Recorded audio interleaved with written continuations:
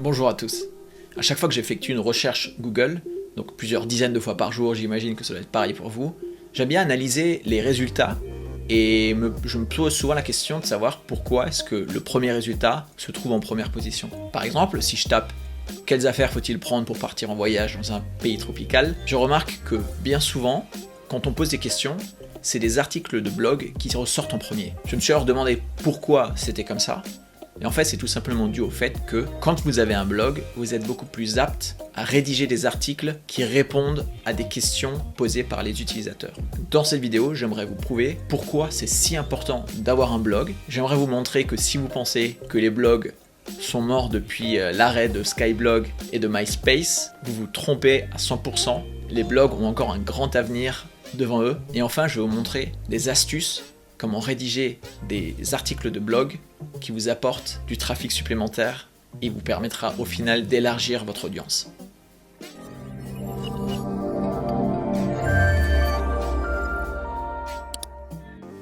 Pour commencer, j'aimerais juste vous présenter 3 statistiques importantes qui vous montrent et qui vous prouvent que les blogs sont loin d'être morts.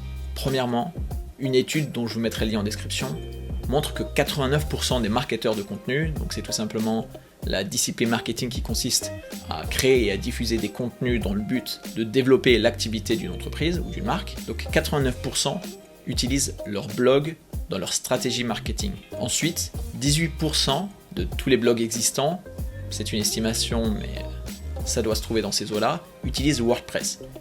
Pour petite information, WordPress c'est une solution open source gratuite qui vous permet de créer un site et c'est vraiment la solution que je préconise et que je recommande à tout le monde. En plus de ça, j'aime bien y ajouter un autre petit plugin Divi, mais je vous en reparlerai plus tard dans cette vidéo. Et troisièmement, les recherches Google sont la source numéro 1 pour l'acquisition de nouveaux trafics d'un blog.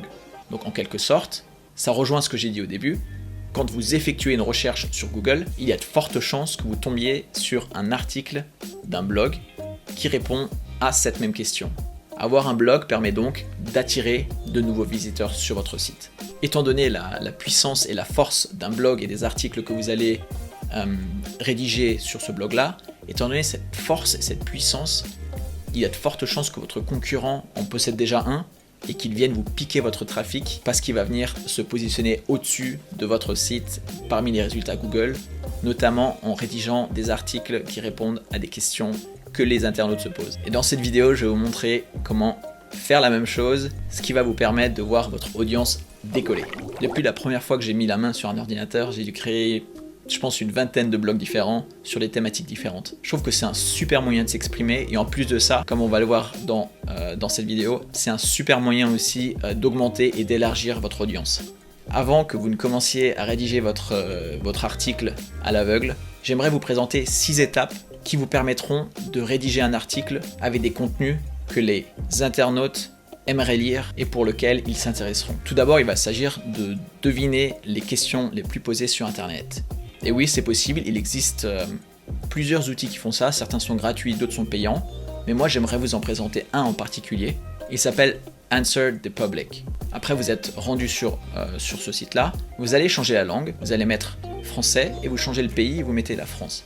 Vous tapez ensuite le mot-clé qui vous intéresse, par exemple piscine, si vous vendez des piscines, et vous appuyez sur rechercher. Vous verrez alors apparaître une liste de questions répertoriées par type de questions qui vous donneront une piste déjà et qui vous indiquera quelles sont les questions les plus posées. Vous pouvez alors noter toutes ces questions-là dans une liste, que ce soit Excel ou sur papier, et vous allez ensuite, dans un deuxième temps, rechercher ces questions-là sur Google. Donc vous faites un simple copier-coller de ce que vous avez lu sur le site précédent. Si parmi les premiers résultats de cette page, après avoir effectué cette requête, vous voyez un site concurrent et dont vous savez qu'il est extrêmement puissant en termes d'envergure, que c'est une grosse marque par exemple, dans ces cas-là, ça risque d'être difficile pour vous de mieux vous positionner que ce site-là.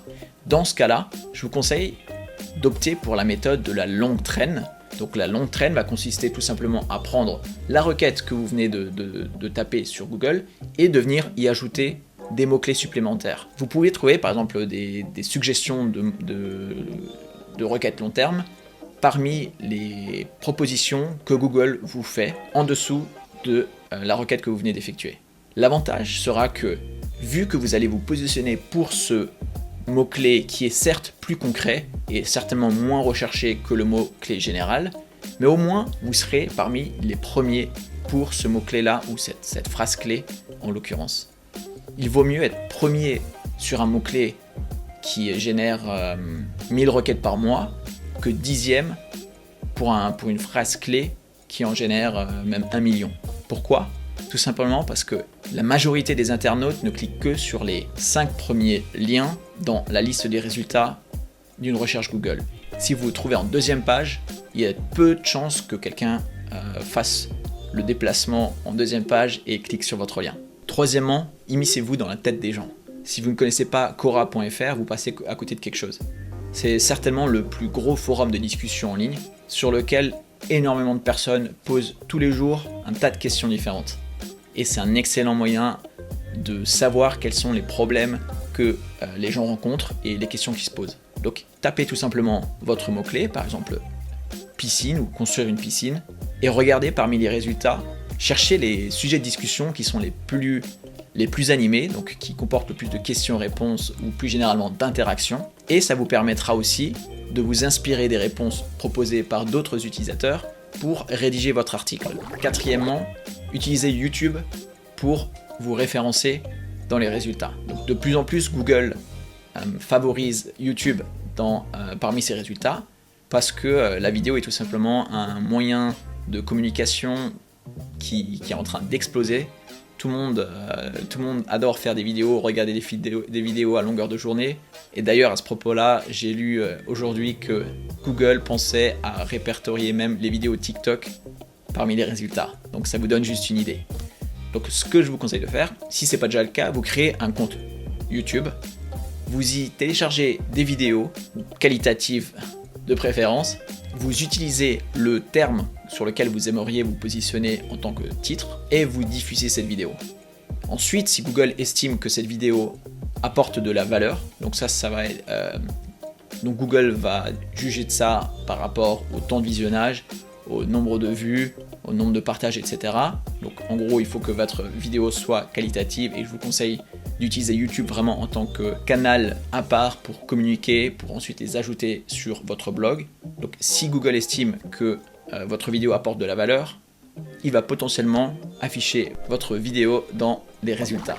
Ensuite, cinquièmement, il s'agit maintenant de rédiger votre article sur votre blog. Il y a quelques petits points à prendre en compte au niveau technique et contenu pour vous assurer que Google catégorise votre contenu comme étant de bonne qualité. Premièrement, utilisez la phrase clé pour laquelle vous aimeriez vous positionner en tant que titre et très important en tant que balise H1.